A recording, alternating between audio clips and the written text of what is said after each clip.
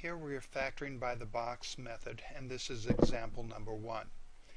In our trinomial here, we have 3 terms, none of which can be factored. Nothing will go into 3, 11, and 4 except 1.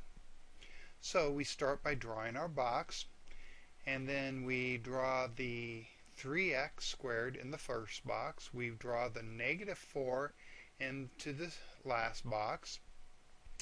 And then we take the 3 and multiply by the 4 to get 12. And then we start looking for the factors of 12. Now I put mine in order so that I don't get confused, and I have all my smaller numbers in the first column, all my larger numbers in the second column. The first factor of 12 is 1, and 1 will go into 12 12 times. My next factor of 12 is 2. And 2 will go into 12 6 times. And then the next factor of 12 is 3, and it will go into 12 4 times. Now, our first number, 3x squared, the 3 is positive.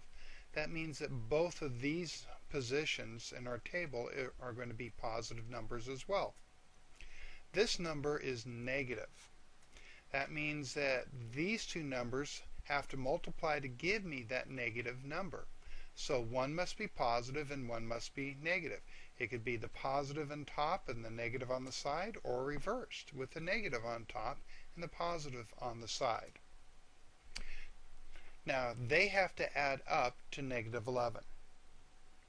So that means that my larger numbers have to be negative and my smaller numbers have to be positive, because I'm adding these two numbers together to get a negative 11.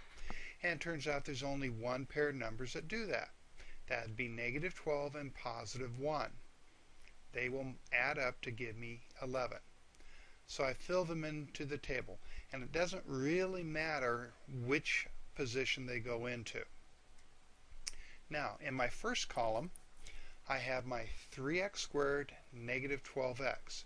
Out of my numbers 3 and 12, I can factor out a 3. Out of the x squared and the x, I can factor out only an x. So together I am factoring out a 3x out of those first two numbers. In my second column, I can factor out a 1. It's the only thing that will go into 1 and negative 4 evenly. Now, this number is positive. That would mean that that number must be positive as well. This number is positive, so as we've already gone over, the top number here has to be positive. And when I go to factor these two numbers, only 1 will go into 3 and 1 evenly, and I can factor an x out of both terms. So I can factor out the x on top. And then since this number is negative, it means that the number above must be negative. So between negative 12x and negative 4, I can factor out a 4, and again it must be negative. So my answer, x minus 4 times 3x plus 1. And that's how we factor with the box method.